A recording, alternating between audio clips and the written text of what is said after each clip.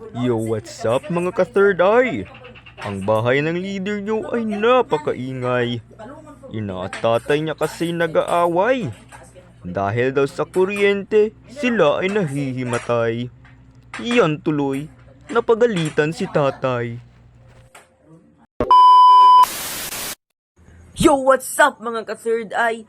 Nice ko lang ibahagi sa inyo no na ang kuryente napakamahal na. Akalain nyo, 4 lang kami sa tahanan namin, tapos binabayaran namin buwan-buwan ay nasa 4,000 na. Akalain nyo 4,000, 4 lang kami. Kaya mga ka-third eye no, may naisagawa kaming isang produkto. At ang produktong na ito ay tinatawag naming Suck Fun. Pero bago ang lahat, pag hindi ka pa naka-follow sa aking page, Ediwak.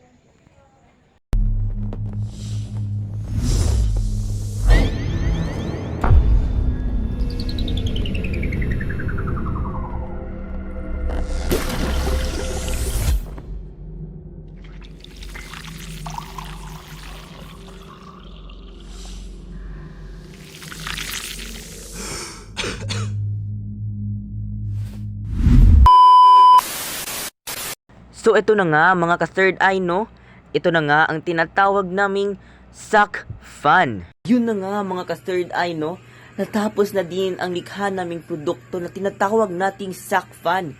Alam ko, marami sa inyo ang humihiling na makabili ng aming produkto. Huwag kayong mag-alala. Click nyo lang ang link sa description ng video na ito at siguradong makakabili na kayo sa halagang 10 pesos only. Promo yan ngayon guys dahil bago lang itong labas. Ha?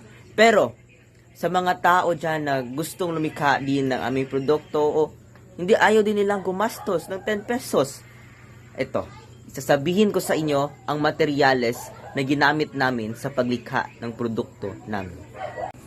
So, ang mga materyales na kinakailangan no, sa paggawa ng sack fan, unang-una ay ang sako. Napaka-common naman ng sako, guys. Again, napaka-common lang ng sako. Kahit saan, makikita mo lang yan sa daan, kahit saan. Kahit saan, makakakuha ka ng sako. Pangalawa, kinakailangan din natin ang popsicle sticks. Yes, kinakailangan ng popsicle sticks. Basta, click nyo lang talaga ang link ng video sa pinned comment sa video na ito. At malalaman nyo ang purpose ng mga materyales na ito. Pangalawa, kailangan din natin ang folder.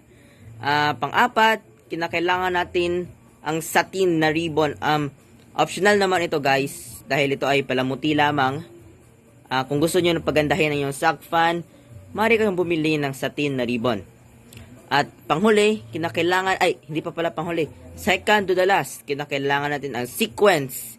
At saka ang panghuli ay ang wire. So, yun lang. Yun lang mga ka-third eye no. Yun lang ang mga produkto na kinakailangan natin sa paggawa ng sack fan.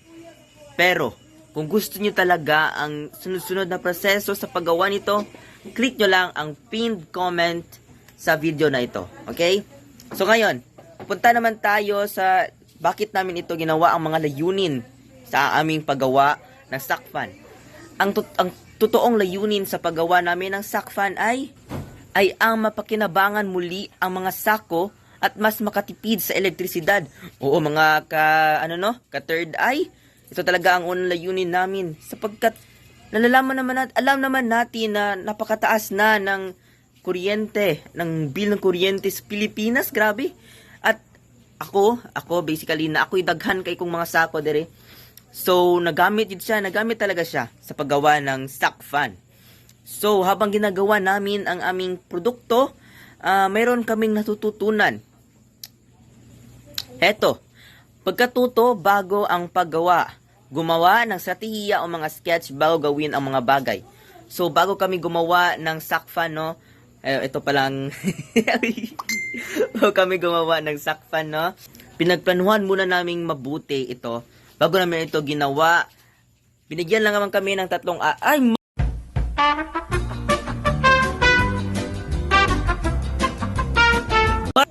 Bago namin ito ginawa, pinagplanuhan muna namin ng mabuti ang aming gagawing sack fan. So, ginamit ang aming knowledge o knowledge, simple, basic. Bago namin ito ginawa, pinag-usapan muna namin ng mabuti ang mga materyales na gagamitin namin para mas makatipid. Sige. Pagkatuto habang ginagawa namin ang sack fan. Nalaman namin na habang ginagawa namin ang sack fan, mayroon pala kaming mga failure, mga error. Alam niyo yun, kanong feeling nyo na tapos na kayo sa iyong proyekto, tapos nalaman mo na may mali pala, napaka-weak pala ng sack fan namin. Kaya nilagyan namin ng folder sa ilalim, sa loob ng sako, kaya mas maging matigas-tigas siya.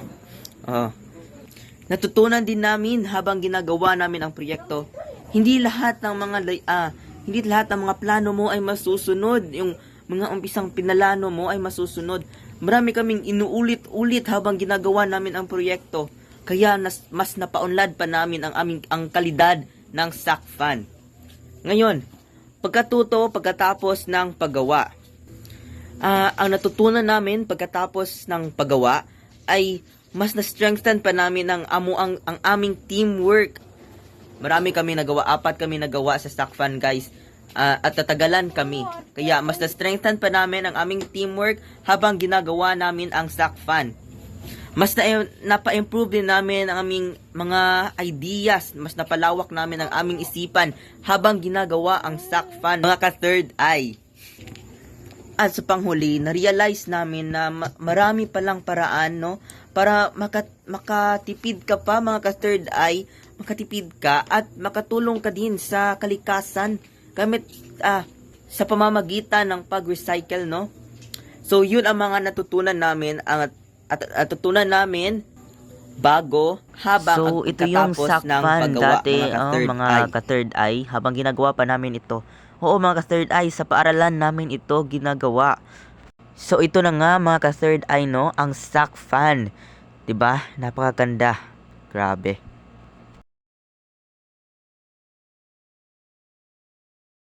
At yun lang, mga ka-third eye, Sana ay na-enjoy nyo ang video na ito. At kung na-enjoy nyo, don't forget to hit like, subscribe, and comment down below kung ano pa ang gusto nyong mga tutorial or anything na mga gusto nyong gagawin ko yan, mga ka-third eye. So, see ya!